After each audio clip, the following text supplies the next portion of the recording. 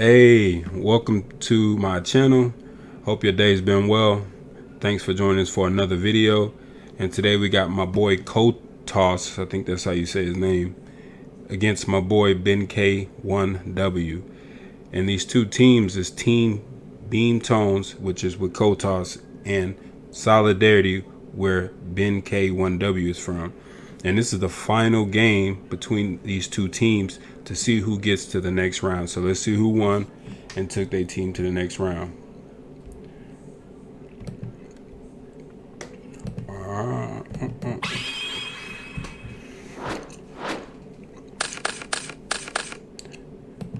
So it looks like Ben KW won the coin toss, or the rock, paper, scissors, shoot.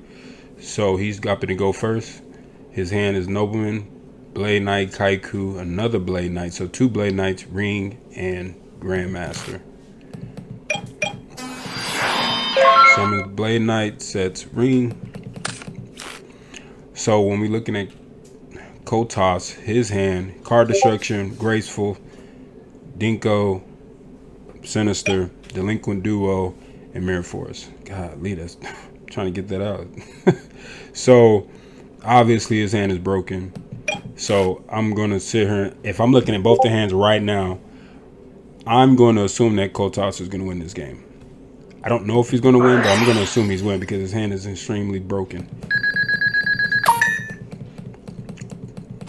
All right, here's the Blade Knight. This card's the Grandmaster. Actually, it's Graceful. This card Sinister. Card Destruction. All right, now after looking at his hand is still decent. If you look actually what he's got, like, I don't know, like, I think BK1, his hand is fairly decent. I think it's formidable against the hand that Kotsos has right now, but let's go. Sets 2 and passes. Risky as heck when you know that Warriors tend to run Zing Zang, whatever that card is called, extremely broken. But looks out. Hey, Ben K, he going all in. He is not playing no games. Mirror Force, he don't care. And he's about to get punished.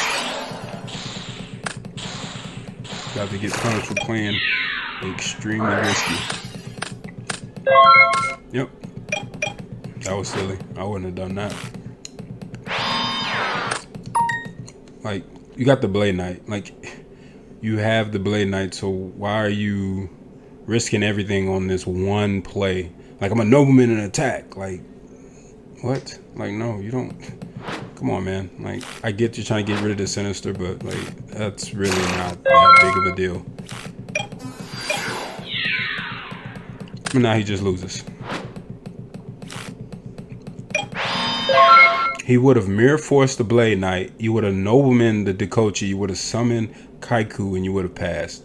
Yes, he would have got the Sinister, but now you get the next turn summon another Kaiku and try to apply pressure. Or who knows what you would have drew. Now you just lose. You scoop your cards up. You ain't coming back from this. You definitely not coming back from this. Oh yeah. Yeah, pack your bags. Let's go to game 2. Zip them up. But to me that shows you, and I mean maybe I'm speaking from no knowledge, but to me that just shows that he doesn't have a quite good understanding of some technical play. He just didn't need to do that. And now he's gonna pay for it. Yeah, you ring, sure. At this point, like, it don't matter what you do. Now, you did top deck a pretty good card, but this game is still over. This game is still over. You better pray you hit this Chaos Sorcerer. Yeah, put that back on top of the deck. Oh, well, there you go. Jar Greed. If he hits and he still hits it. Okay. Okay. I see you. You're like, shit, it ain't over like that. Yeah, it's still over, bro. Sorry.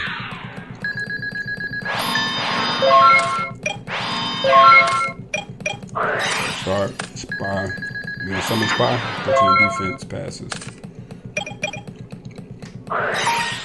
Call.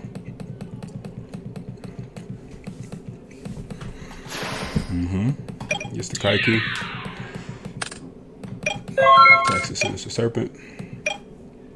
Which is extremely weird why he would do that, but I mean, yeah, just he knew this game was over. I don't know what he was even thinking about even showing, because he could have potentially showed other cards that he possibly might have teched in the deck. So now game 2, you see Ben has drew Nobleman, Grandmaster, Dust Trap Shoot, Duo, Mirror Force, Kaiku. Looking at his hand and looking at Kotsos' hand before he even draws the 6th card, I'm pretty sure I would take Ben here. I'm gonna go on the limb and say he wins this game. Yeah.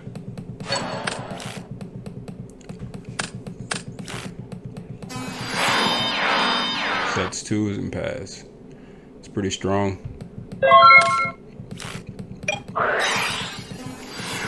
Bye bye faith. No, which is pretty smart. He's baiting the fact that I think he assumed that was Sakura too. Let's go set the spy. Okay. Okay, I'm deciding on what he's gonna do with spy. What are you waiting on? What do you think's actually gonna happen? Like, you think like Nobleman's gonna vanish, or do you think like Grandmaster's gonna leave the board? Like, I'm just really confused on his decisioning here right now. I mean, he has a light in the dark in the graveyard, so I mean,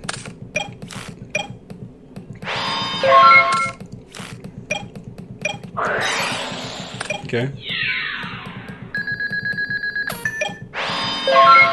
Alright. Draws the other Thunder Dragon. Pretty sure he's going for the graceful play here. There goes that sneaky little card, man. Alright. Something tells me he's gonna fall right into it because he doesn't believe in it. Yep, he's gonna fall right into it. I can before I even say, I can guarantee you he's gonna fall for that.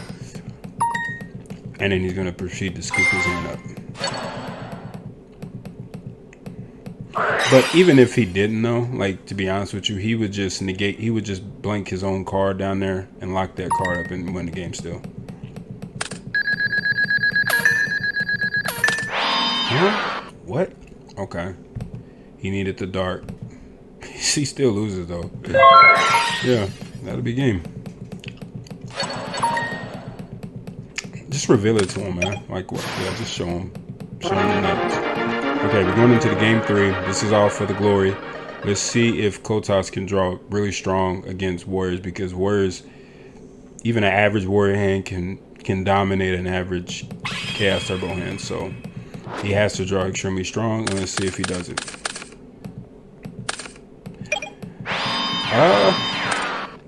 It's not super strong, but I think it'll do.